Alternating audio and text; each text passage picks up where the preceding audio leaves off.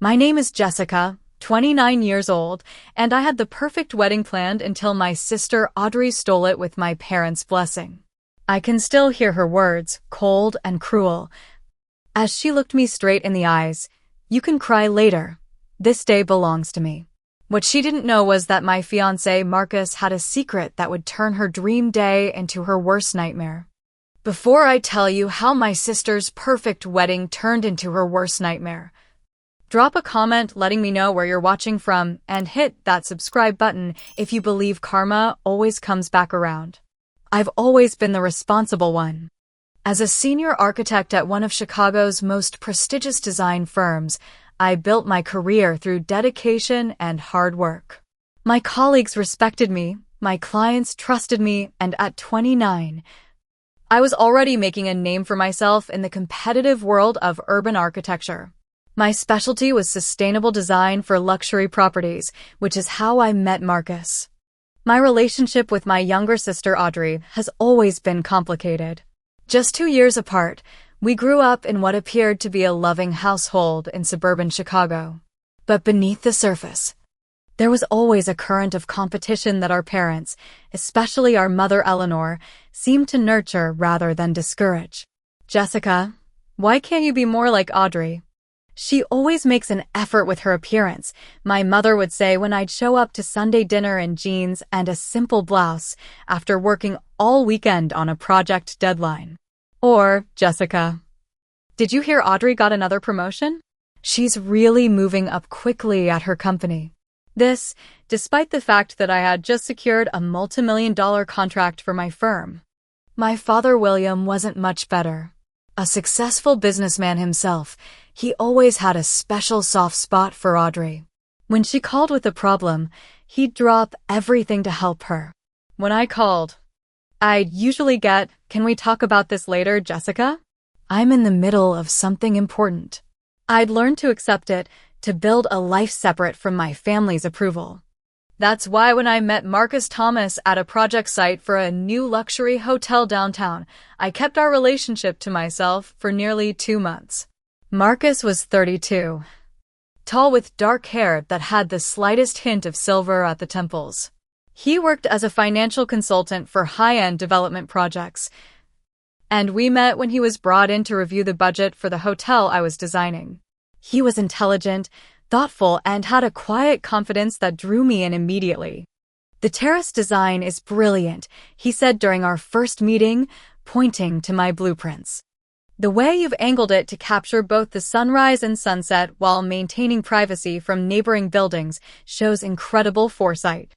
It was the first time someone had noticed that specific detail, a small touch I'd been particularly proud of.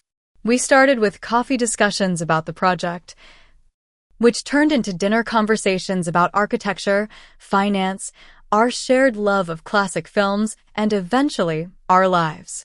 Our relationship progressed naturally over the next 2 years. Marcus respected my work ethic because he shared it. We understood each other's late nights and early mornings. We celebrated each other's successes and supported each other through setbacks.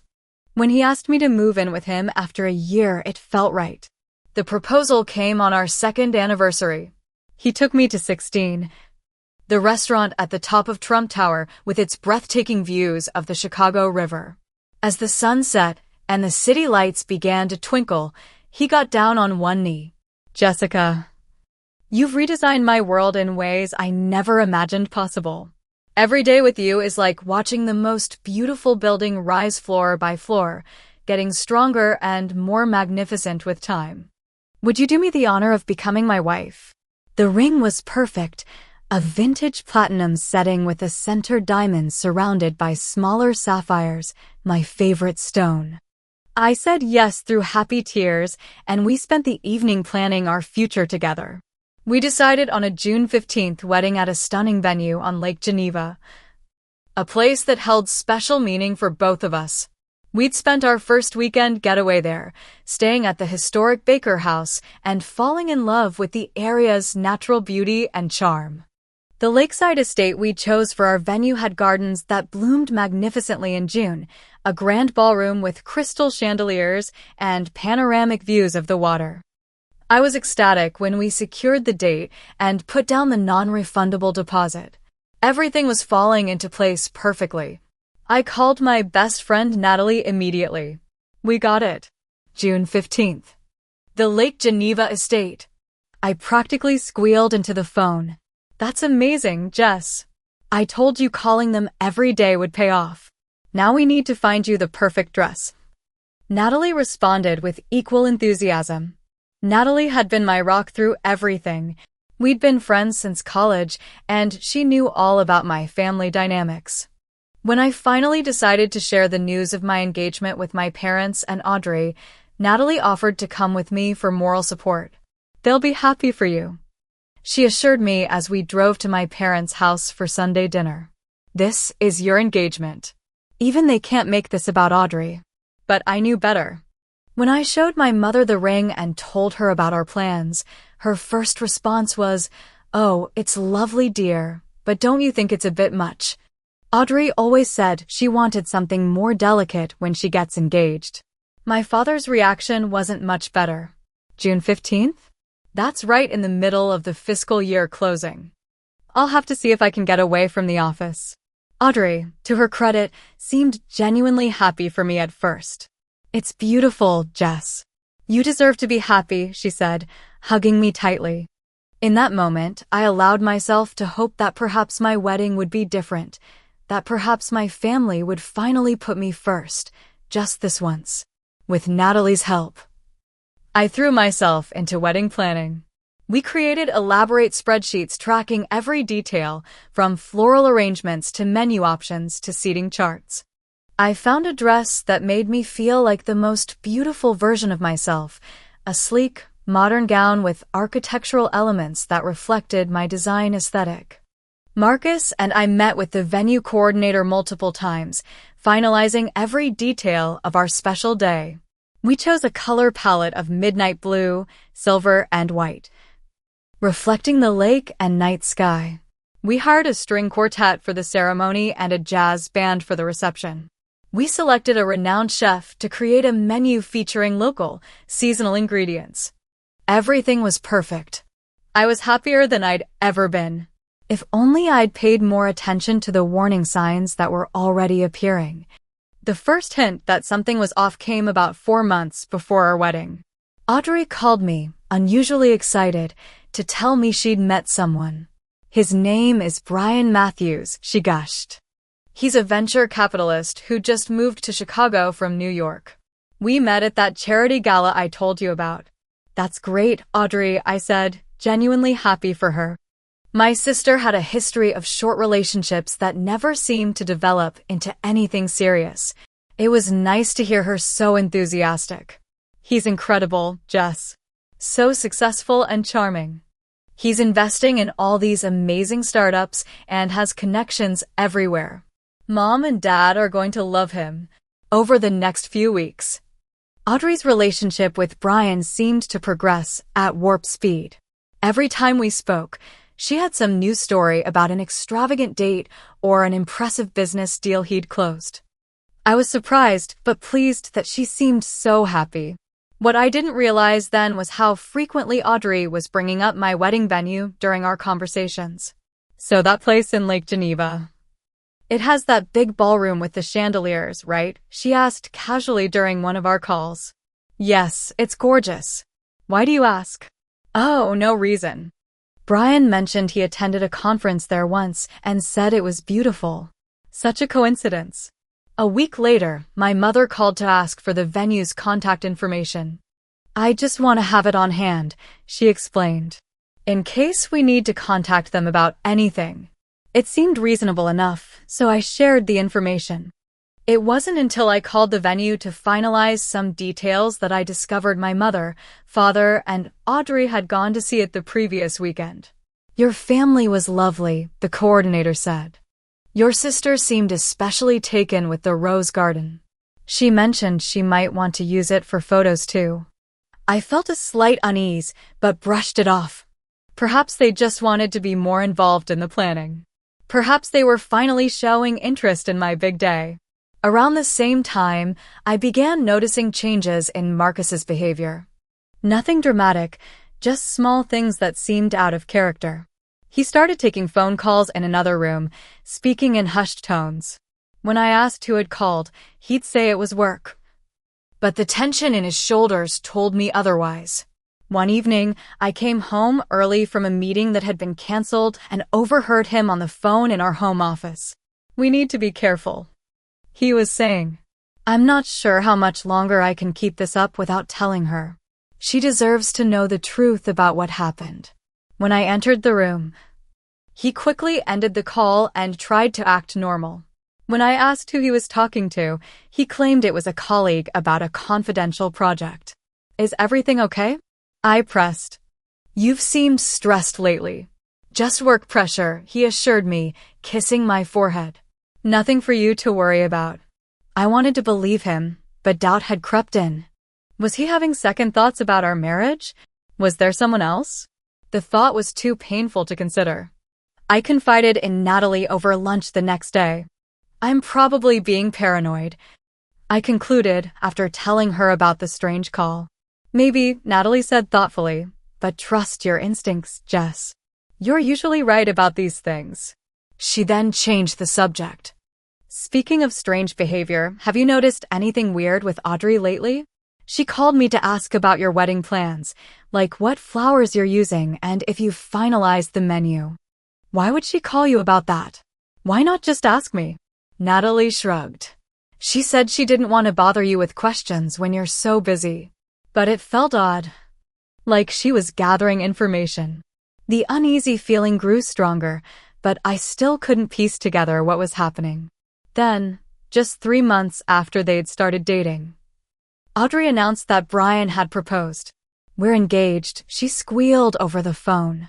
"He took me to the top of the Willis Tower at sunset and had a private dinner set up. It was magical, Jess." "Wow, that's fast," I said, trying to sound supportive. "Congratulations. I know it seems quick, but when you know, you know." Brian says there's no point in waiting when you've found the right person. I couldn't help but notice that my parents' reaction to Audrey's engagement was markedly different from their response to mine. My mother immediately started calling wedding venues. My father offered to increase his contribution to make sure Audrey could have whatever she wanted. The next strange incident occurred at my parents' house during a family dinner. Brian was there, charming everyone with stories of his business success and plans for the future. He was handsome in a polished way, with perfectly styled blonde hair and an expensive watch that he made sure everyone noticed. I stepped into the kitchen to help my mother with dessert and overheard Brian in my father's study. The door was partially open, and I could see my parents and Audrey gathered around the desk with Brian. "This opportunity won't last forever," Brian was saying. "We need to move quickly if we want to secure it." "But what about Jessica's wedding?" my mother asked. "Won't she be upset?" "Sometimes sacrifices have to be made," my father replied. This could be a once-in-a-lifetime opportunity for Audrey and Brian. I stepped back, confused and hurt. What opportunity were they discussing?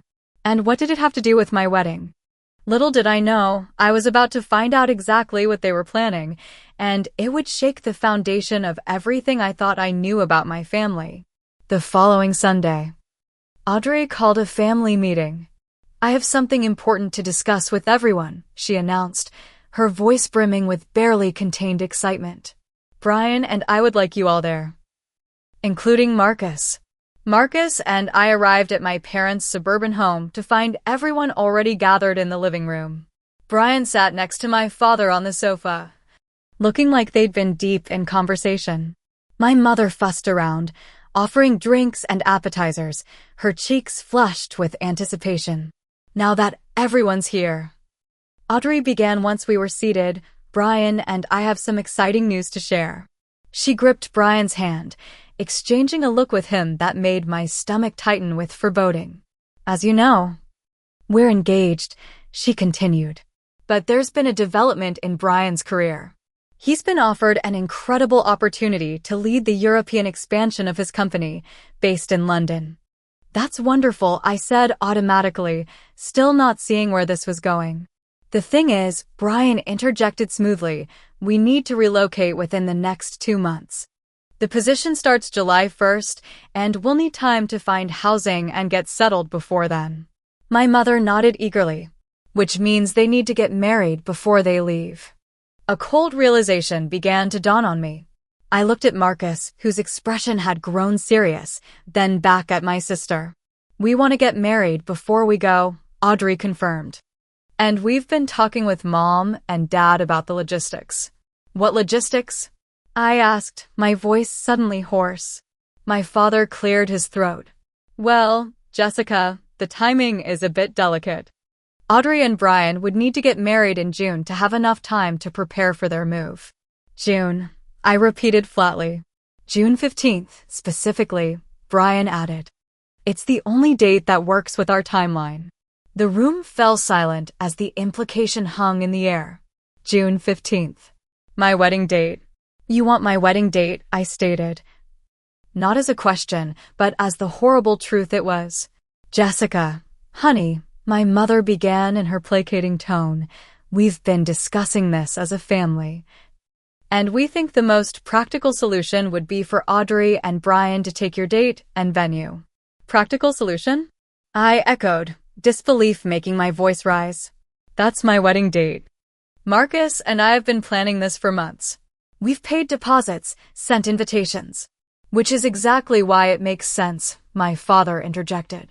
All the arrangements are already in place.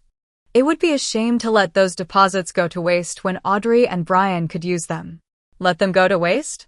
I stood up, anger coursing through me. They wouldn't be going to waste. They'd be for my wedding.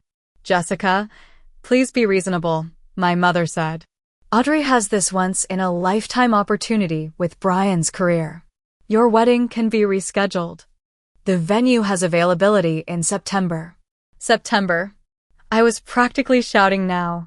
Our date is meaningful to us. We chose it specifically. We've planned everything around it. Plans change. My father said dismissively.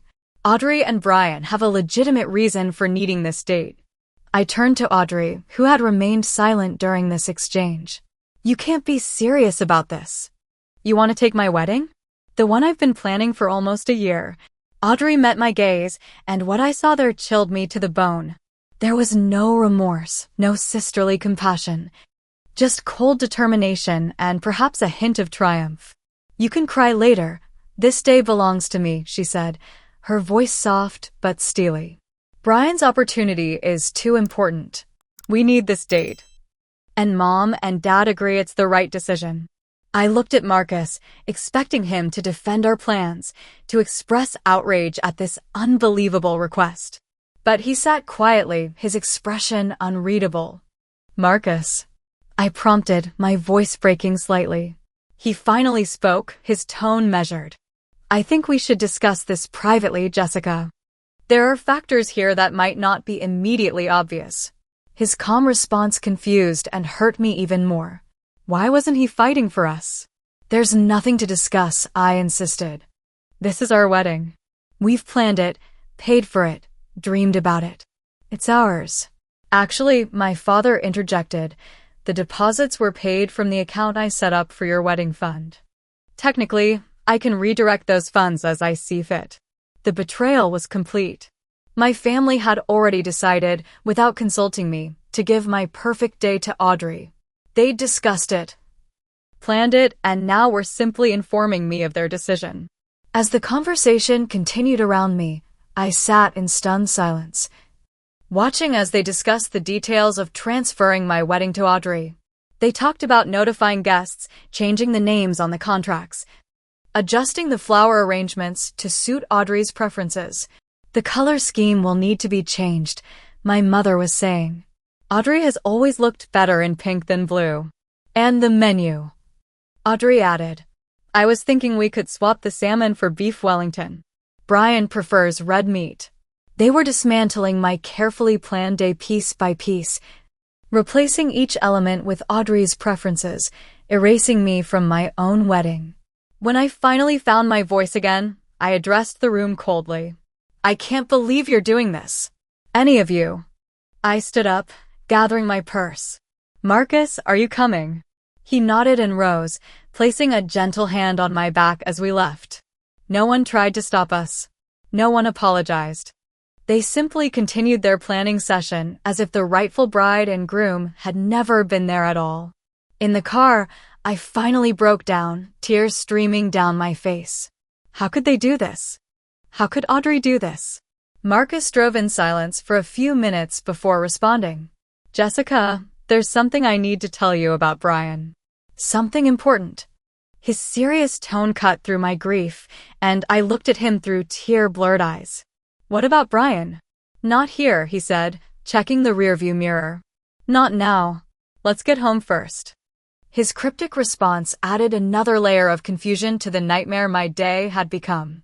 Little did I know, the truth about Brian and Marcus would change everything, turning my family's betrayal into just one piece of a much larger and more dangerous puzzle. The drive home passed in tense silence. My mind raced with questions about what Marcus could possibly know about Brian that warranted such secrecy. When we finally entered our apartment, Marcus checked the locks twice and drew the blinds before sitting me down on our living room sofa. I need you to listen carefully, he said, his voice lower and more serious than I'd ever heard it. What I'm about to tell you will be shocking, but I need you to trust me. After what just happened with my family, trust is in short supply right now, I replied, wiping away the last of my tears. Just tell me what's going on. Marcus took a deep breath. I haven't been completely honest with you about my work or why I was at that hotel project where we met. A cold feeling of dread washed over me.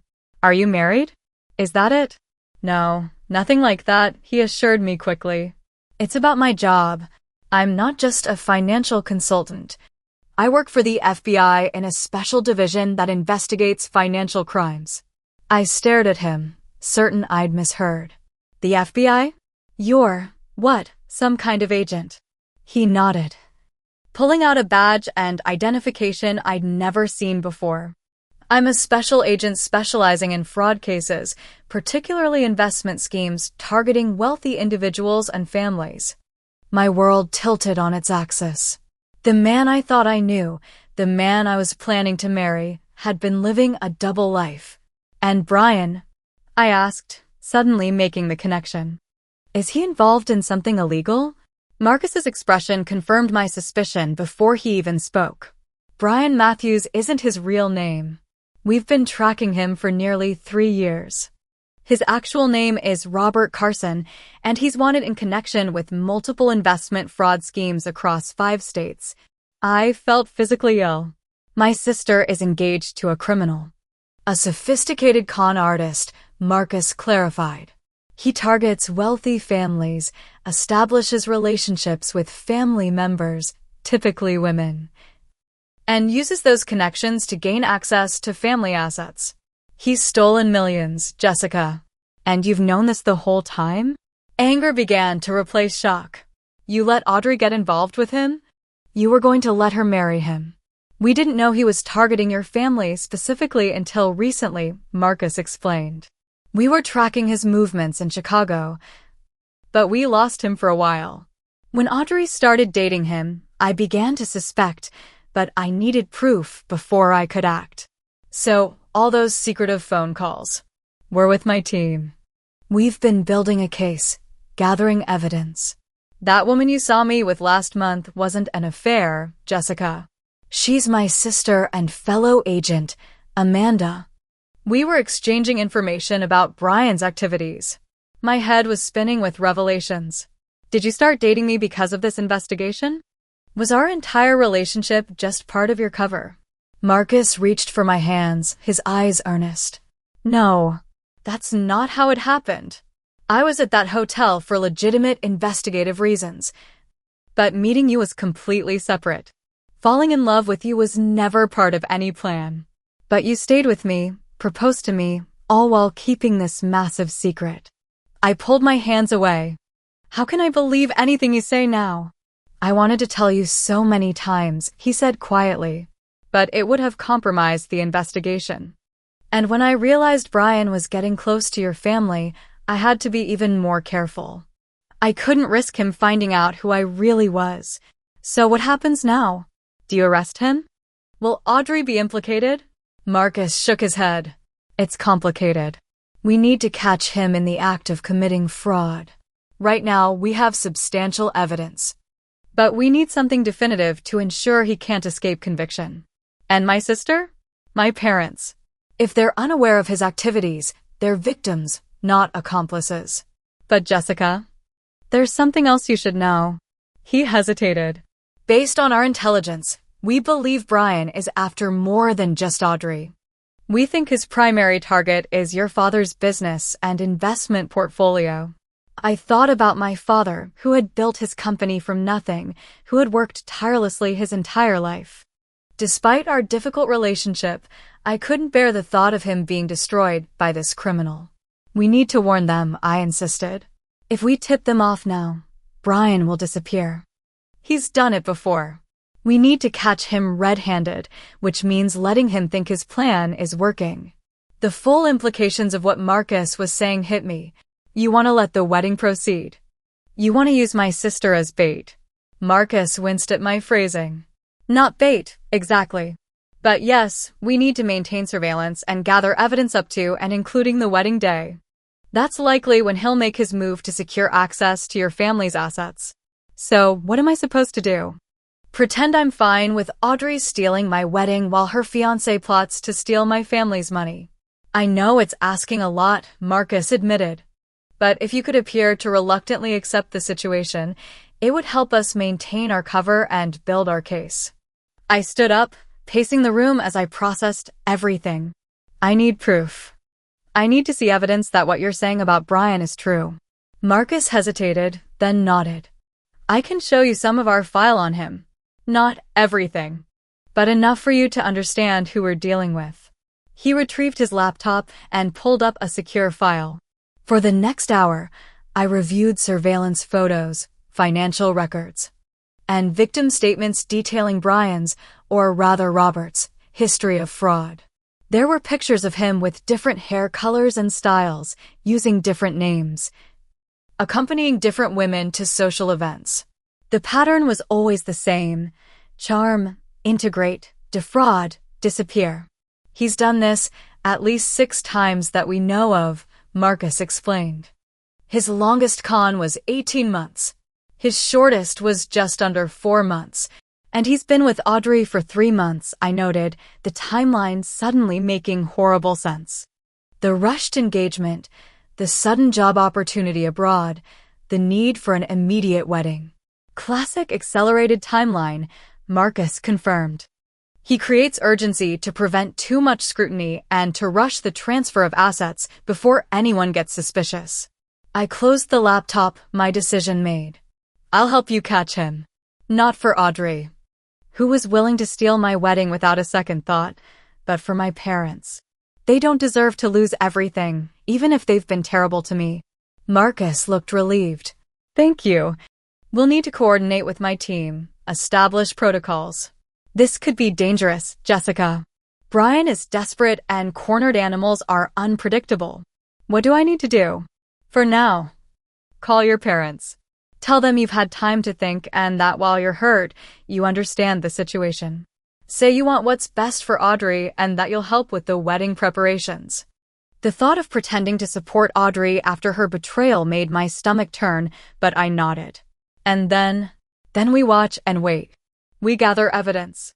And on June 15th, instead of becoming Mrs. Thomas, you help us ensure that Brian Matthews never hurts another family again.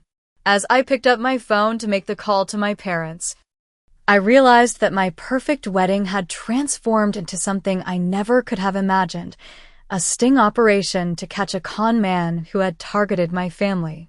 And somewhere beneath my anger and hurt, I found a grim satisfaction in knowing that Audrey's stolen wedding day would not be the fairy tale she imagined, but rather the day her perfect world came crashing down around her. The next few weeks were the strangest of my life. On the surface, I was the supportive older sister, helping Audrey prepare for her wedding while swallowing my resentment. Beneath that facade, I was working with Marcus and his FBI team to gather evidence against the man my sister planned to marry. My call to my parents had gone exactly as expected. They were relieved that I was being reasonable, but offered no real apology for their betrayal. "I knew you'd come around, Jessica," my mother said. "Family comes first, after all." The irony of her statement wasn't lost on me. When I next saw Audrey, she regarded me with suspicion. "You're really okay with this?" she asked, studying my face carefully. I forced a smile. "I wouldn't say I'm okay with it. But I understand that Brian's opportunity is time-sensitive, and I want you to be happy." She seemed to accept my explanation, though not without a hint of surprise at my capitulation. What she didn't know was that every interaction we had was now being monitored by the FBI. Every conversation with Brian potentially providing evidence for their case.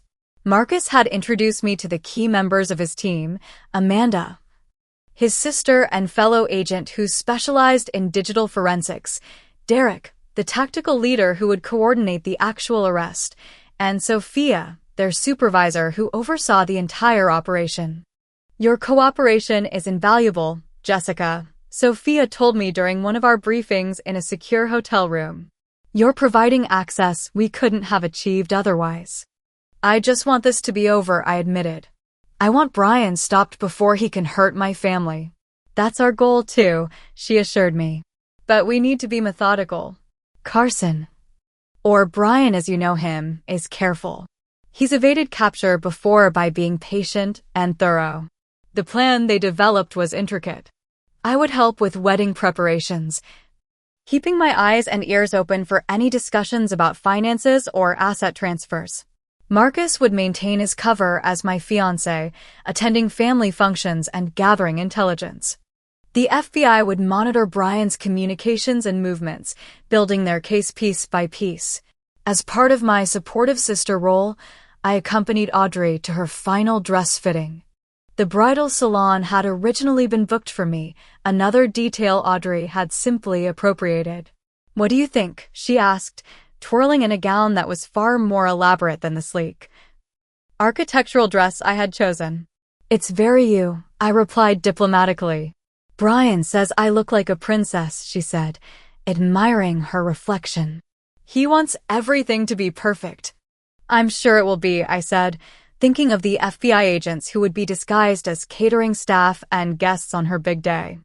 The most difficult part was watching my parents fall deeper under Brian's spell. My father had always been cautious with money, but he was now considering investing in one of Brian's ventures, a tech startup that promised revolutionary returns. "It's the opportunity of a lifetime," my father told me over dinner one evening. "Brian says the initial public offering is expected to triple within the first quarter." "Sounds too good to be true," I remarked casually. "That's because you've always been too conservative, Jessica," he replied dismissively. "Brian understands how to recognize emerging markets." I relayed this conversation to Marcus immediately. "He's setting up the con. My father is planning to invest $50,000 as a wedding gift to them." Marcus nodded grimly. "That's consistent with his pattern. He starts with a smaller amount to build confidence, then goes for the larger sums once he's established trust." "We need to stop this before my father transfers any money," I insisted. "We're close," Marcus assured me. "We've traced some of his previous accounts and found connections to offshore holdings. Once we can prove he's directing your father's investment there instead of into legitimate businesses, we'll have him." Meanwhile, Natalie had become my confidant and support system through this ordeal. While I couldn't tell her everything about the FBI investigation, she knew Brian was bad news and helped me maintain my cover. "I can't believe you're actually helping Audrey with this wedding," she said as we had coffee one afternoon. "If it were me, I'd have pushed her into the lake by now." "Believe me, I've considered it," I replied with a grim laugh. "But there's more at stake here than just my hurt feelings." At her questioning look, I added, "Let's just say Brian isn't who he claims to be, and I'm helping gather evidence of that." Natalie's eyes widened. "Are you serious? Like he's a criminal or something?" Something like that. I can't say more right now, but trust me, June 15th isn't going to go the way Audrey expects. As the wedding date approached, we discovered something even more alarming. Brian wasn't just targeting my father's business. He had convinced my parents to sign over power of attorney to him and Audrey, supposedly to manage their affairs while the newlyweds were establishing themselves in London. This is extremely concerning, Sophia said when I reported this development. With power of attorney, he could liquidate their entire estate. Can't we stop this now? I pleaded. We have enough evidence, don't we? We need to catch him in the act, Derek explained.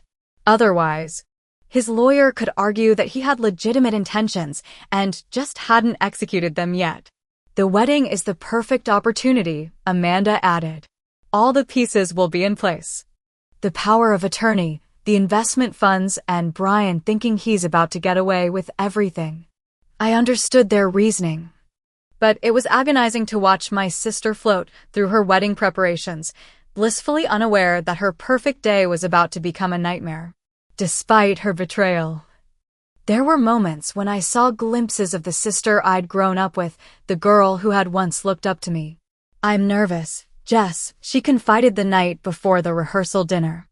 Everything's happening so fast. Sometimes I wonder if we should have waited. For a moment, I was tempted to tell her everything, to warn her about the man she was about to marry. But Marcus's warning echoed in my mind. If Brian suspected anything, he would disappear, taking my family's money with him. It's normal to have doubts, I said instead. But tomorrow at the rehearsal, focus on why you're marrying Brian.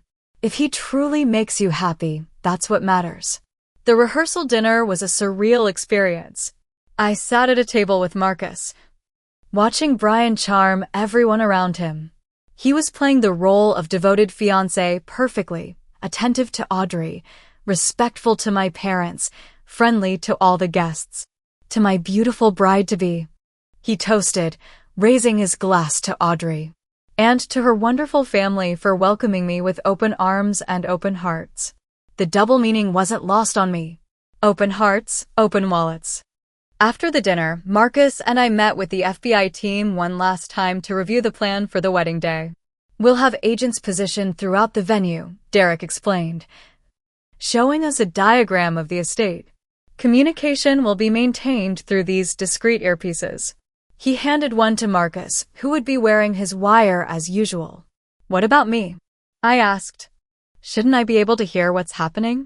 The team exchanged glances before Sophia spoke. It's not standard protocol to wire civilians, but given your unique position in this operation, I think we can make an exception. She handed me a small flesh-colored earpiece. This is for emergency communication only. Keep it on at all times during the ceremony and reception. As we left the meeting, I felt a strange mix of emotions, anxiety about what the next day would bring, satisfaction that Brian would finally face justice, and lingering sadness about my sister's imminent heartbreak. Are you okay? Marcus asked as we drove home. Not really, I admitted.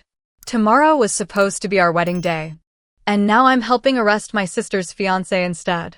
He reached over and took my hand. For what it's worth, I wish tomorrow could have been our day too. But Jessica, what you're doing? Helping us catch a dangerous criminal, protecting your family even after how they've treated you, it just confirms what I already knew. What's that? That you're the most remarkable woman I've ever met, and that whenever we do get married, whether it's in a month or a year, I'll be the luckiest man alive. His words warmed me, providing a moment of light in what had been weeks of darkness. Whatever happened tomorrow, I knew that Marcus and I would face it together. Our relationship forged in fire and hopefully stronger for it. As I laid out my maid of honor dress for the morning, a pale blue gown that Audrey had chosen to complement her color scheme, I took a deep breath and prepared myself for what would undoubtedly be the most dramatic wedding day in the history of our family. The morning of June 15th dawned clear and perfect, the kind of day every bride dreams of. Sunlight sparkled on Lake Geneva as I arrived at the estate that should have been the site of my wedding. Instead, I was here to help my sister prepare for hers, all while participating in an FBI sting operation. Jessica, thank goodness you're here. My mother greeted me, already flustered. The florist has a question about the bouquet. And Audrey is having a meltdown about her hair. I nodded and headed up to the bridal suite, where Audrey sat in front of a mirror, surrounded by her bridesmaids, makeup artist, and hairstylist. It's all wrong, she was saying tearfully. Brian likes it when my hair is down and flowing, not up in this tight style. We can fix it, I assured her, setting down my bag. The tiny earpiece was already in place, hidden by my hair. Let's start over. For the next few hours, I played my part perfectly, helping Audrey with her dress, calming her nerves, and keeping the preparations on schedule. All the while, I was acutely aware of the FBI agents positioned throughout the venue, disguised as staff and guests. Groom has arrived. Came a voice through my earpiece. Subject is in the groom's suite with his groomsmen. No suspicious activity yet. Around noon, Marcus arrived, looking handsome in his suit. We had a brief moment alone in the hallway outside the bridal suite. Everything set? I asked quietly. He nodded. Agents are in position. The plan is to wait until after the ceremony. During the reception, when he's scheduled to receive the investment check and power of attorney documents from your father. And if he tries to leave before then, we have the exits covered. He's not going anywhere. Our conversation was interrupted by my mother. Jessica, Audrey wants to speak with you. Alone. I found my sister standing by the window in her wedding gown, looking out at the lake. She turned when I entered, and for a moment, I saw vulnerability in her eyes. You look beautiful, I said, meaning it despite everything. Thanks, she replied. Then hesitated. Jessica, I want to thank you. For what? For being so understanding about all this. About taking your wedding date and venue. I know it wasn't fair to you. But Brian's opportunity was so important, and... It's okay, I interrupted, not wanting to hear her justifications again. Today is your day. She smiled, relieved. You've always been the stronger one, you know. The one who could handle anything.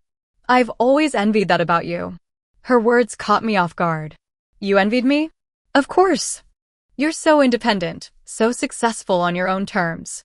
I've always felt like I needed to compete with you for attention, for approval. The irony was almost too much. All these years, I'd thought Audrey was the favored child, the one who had everything handed to her, while she'd been envying my strength and independence. Well, today you're the center of attention, I said. Pushing aside the complicated emotions her confession stirred up. We should finish getting you ready. The ceremony starts in an hour. As we made our final preparations, I caught snippets of updates through my earpiece. Subject has made 3 calls in the last hour, all to unregistered numbers. Package delivered to groom's suite. Appears to be documentation. Father of the bride has arrived at groom's suite with envelope. Presumed to be financial documents. My stomach tightened.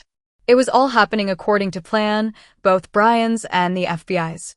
The ceremony was set to take place in the garden overlooking the lake, the exact spot where I had imagined saying my vows to Marcus. Instead, I stood beside Audrey as her maid of honor, watching her walk down the aisle on our father's arm toward a man who was planning to destroy our family. Brian looked every inch the successful businessman in his tailored suit, his smile confident as Audrey approached. I scanned the guests, identifying the FBI agents among them, their faces familiar from our planning meetings. The ceremony proceeded without incident.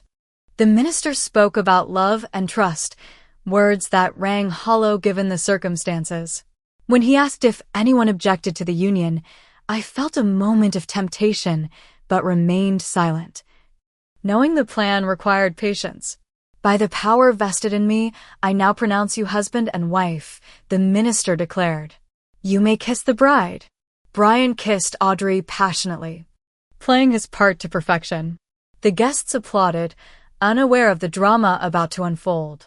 During the cocktail hour, I stayed close to Audrey, maintaining my role while keeping an eye on Brian, who was deep in conversation with my father. They're discussing the investment, Marcus murmured as he passed by with a champagne flute. Your father is going to present the check during his toast at dinner. The reception began with the introduction of the wedding party, followed by the newlyweds' first dance. Audrey looked genuinely happy, twirling in Brian's arms to their chosen song, unaware that her new husband was counting down the minutes until he could access her family's wealth. Dinner was served, and the time for toasts approached. My father stood, glass in hand, pride evident on his face. Today is a day of celebration, he began. Not just of Audrey and Brian's love, but of new beginnings and exciting opportunities. He reached into his jacket pocket and withdrew an envelope. Audrey, Brian, your mother and I wanted to give you something special to start your new life together. Inside this envelope is not just a check to invest in your future, but also documents giving you both power of attorney over our affairs while you're abroad. Brian's eyes gleamed with barely disguised triumph as he accepted the envelope. Movement at the back. Came a tense voice through my earpiece. Agents in position. Thank you, William, Brian said, shaking my father's hand firmly. This means more than you know. I promise to take very good care of your investment and your trust. He opened the envelope, scanning the contents quickly. As he did, I saw a subtle nod from Derek, the tactical leader. Position near the bar. Now, before we continue the celebrations, Brian said, standing, I need to make a quick call to my associate about these documents. Excuse me for just a moment. He kissed Audrey's cheek and moved toward the exit, envelope in hand. He's making his move, the voice in my earpiece confirmed. All agents stand by. Brian had just reached the doorway when Derek stepped forward, badge in hand. Robert Carson, FBI. You're under arrest for wire fraud, identity theft, and multiple counts of financial exploitation. The room fell silent as several agents converged on Brian, whose face transformed from shock to calculating in an instant. He looked around wildly, then lunged back toward our table. Grabbing Audrey roughly by the arm. Tell them this is a mistake, he demanded. Tell them who I am. Audrey stood frozen, confusion and fear etched on her face. Brian, what's happening? Who's Robert Carson? Marcus stepped forward, his own badge now visible. Robert Carson is your husband's real name, Audrey. He's a con artist wanted in 5 states for defrauding families like yours. That's a lie, Brian shouted, but his eyes darted around, looking for an escape route. My father stood, his face ashen. What is this? What's going on? Sir, we've been tracking this man for years, Derek explained calmly. He's not who he claims to be. The investment opportunity he offered you doesn't exist. It's a scam he's run multiple times before. As agents moved to apprehend him, Brian made one last desperate attempt. Audrey, you know me. We're in love. This is some kind of mistake or a jealous setup. His eyes found mine. Did your sister arrange this because she was bitter about the wedding? Before Audrey could respond, Amanda stepped forward with a tablet. We have evidence of at least 6 previous identities and fraud schemes. Facial recognition confirms he is Robert Carson, wanted fugitive. The screen displayed multiple images of Brian with different appearances, different names, alongside newspaper articles about investment scams and heartbroken victims. Brian's face hardened as he realized there was no escape. As the agents handcuffed him and read him his rights, he looked directly at me. You, he said, realization dawning.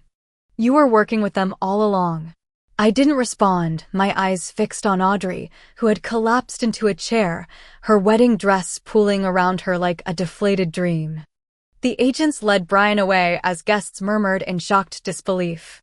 My parents stood stunned, the magnitude of what had nearly happened slowly sinking in. I moved to Audrey's side. Unsure of my reception, but unwilling to leave her alone in this moment of humiliation and heartbreak. Did you know? She asked, her voice barely audible. Did you know who he really was? I nodded slowly. Marcus is FBI. They've been tracking Brian, or Robert, for months. When they realized he was targeting our family, they asked for my help. So this whole time, While I was planning the wedding, taking your date, your venue, you were saving us from him. I couldn't tell you. If he suspected anything, he would have disappeared with whatever money he could get. Tears streamed down her face, ruining her perfect makeup. I'm such a fool. I thought he loved me, despite everything. My heart ached for her. I pulled her into a hug, feeling her body shake with sobs against mine. What happens now? She whispered against my shoulder. I looked around at the shocked guests. The abandoned wedding reception, the life she had thought she was beginning now lying in ruins around us. Now we pick up the pieces, I said simply. Together. As the chaos of the interrupted wedding continued around us, I caught Marcus's eye across the room. He gave me a small nod, a gesture of recognition for what we had accomplished together, and what we had sacrificed to get here.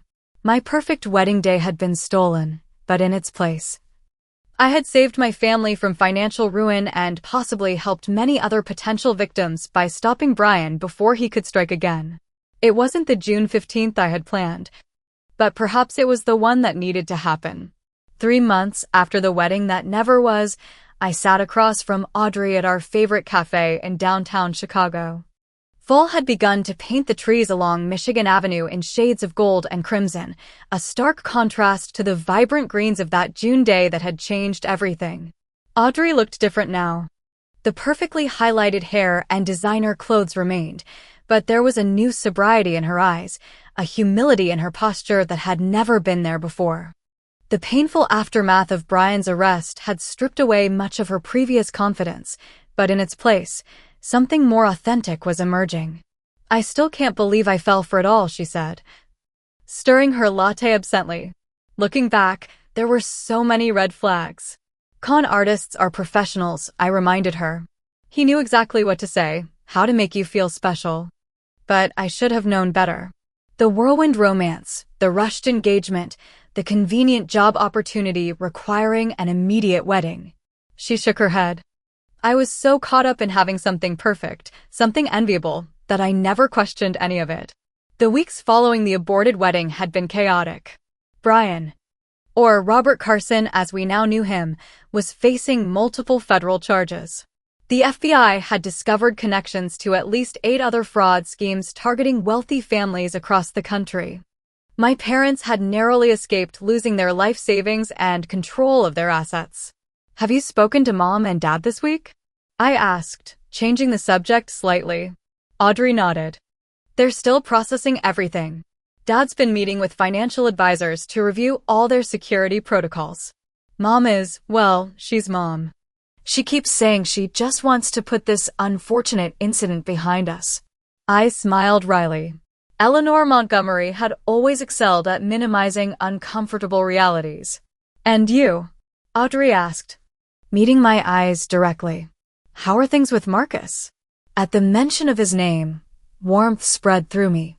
After the truth about his identity had come out, Marcus had worried that our relationship couldn't survive the deception.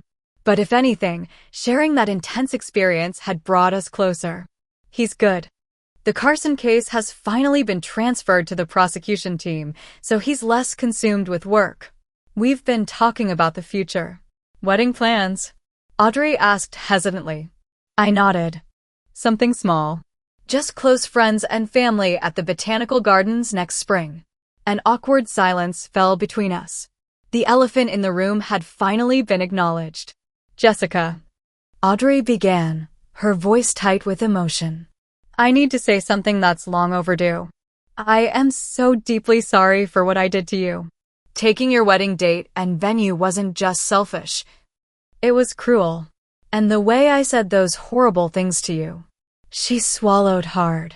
You can cry later. This day belongs to me. I can't believe those words came out of my mouth. Neither could I. I admitted. That hurt more than losing the venue. I've been thinking about it a lot in therapy, she continued. About why I felt entitled to take something so important from you. And it always comes back to this competitive dynamic we've had since we were kids. I always felt like I was living in your shadow, like I had to outdo you to be valued. I was surprised by her insight. I always thought it was the opposite. That mom and dad favored you, that you were the golden child who could do no wrong. Audrey laughed humorlessly. That's the irony, isn't it? I envied your independence, your ability to succeed on your own terms. I always felt like I had to be perfect to meet their expectations because I didn't have your natural talents. We've been competing for approval neither of us was ever going to fully get, I realized. And in the process, I sacrificed the one relationship that could have been a genuine source of support. Audrey reached across the table and tentatively took my hand. The most incredible part of all this is that even after what I did, you still protected me. You could have let Brian ruin our family, and I wouldn't have blamed you. But you didn't. Despite everything, you're still my sister, I said simply. I couldn't let him hurt you or mom and dad, no matter how angry I was. Tears welled in Audrey's eyes. I don't deserve your forgiveness, but I'm asking for it anyway. And for a chance to rebuild our relationship, to be the sister you've always deserved. The sincerity in her voice touched something deep within me. The pain of her betrayal was still there. But alongside it was the recognition that this crisis had created an opportunity for honest communication that had never existed between us before. I'm willing to try, I said. It won't happen overnight, but I think we can find a new way forward. The relief on her face was palpable. Thank you. Our conversation shifted to lighter topics as we finished our coffees. But the breakthrough lingered between us, a fragile bridge being constructed over years of misunderstanding and hurt. My parents had been on their own journey of realization since the wedding disaster. My father had called me a week after Brian's arrest, his voice uncharacteristically humble. I owe you an apology, Jessica, he had said. Several, actually. For not valuing your feelings about the wedding, for not seeing Brian for what he was, and for not appreciating you all these years. You saved us from a catastrophe we invited right into our home. My mother had been slower to acknowledge her role, but even she had begun to make small efforts, calling more regularly and actually listening when I spoke about my work in life. As for Marcus and me, we had emerged from the ordeal with a deeper understanding of each other. Once the case was officially out of his hands, he had proposed again, this time as his true self. No more secrets, he had promised, sliding a new ring onto my finger, this one chosen together. Just us, building something real. The botanical garden wedding we were planning would be nothing like the elaborate Lake Geneva affair that had been co-opted. It would be intimate, authentic. And truly ours, a celebration of a relationship that had been tested by fire and emerged stronger. As Audrey and I parted ways outside the cafe, she hugged me tightly. I'm so grateful to have a second chance with you, she whispered. Me too, I replied, and was surprised to realize I truly meant it. Walking home through the crisp autumn air, I reflected on the strange journey of the past year. What had begun as a perfect love story had transformed into deception and betrayal, only to ultimately lead to truth and reconciliation. My picture-perfect wedding had been stolen, but in its place I had gained something more valuable, genuine connections with my family, a deeper bond with Marcus, and a truer understanding of myself. Sometimes the most painful experiences can be our greatest teachers. Audrey had learned about her own insecurities and the danger of seeking validation through others. My parents had confronted their patterns of favoritism and neglect. And I had discovered my own strength and capacity for forgiveness, even when it seemed impossible. The truth about Marcus and Brian had indeed destroyed what Audrey thought was her perfect ending. But from those ashes, a new beginning had emerged for all of us, one built on honesty, respect, and the recognition that real love, whether romantic or familial, can only thrive when it's grounded in truth. As I reached our apartment, where Marcus would be waiting, I smiled at the irony that losing my dream wedding had ultimately given me everything I truly needed. Sometimes life's detours, painful as they may be, lead us exactly where we need to go. Have you ever had a moment when something painful turned out to be the best thing that could have happened to you? Drop a comment below and share your story. If this tale of betrayal and redemption resonated with you, please hit that like button and subscribe to hear more stories of family dynamics and unexpected twists. And if you know someone who might need to hear that sometimes the worst experiences can lead to the best outcomes, share this video with them. Thank you for listening. And remember that even in our darkest moments, truth and love can guide us to a brighter tomorrow.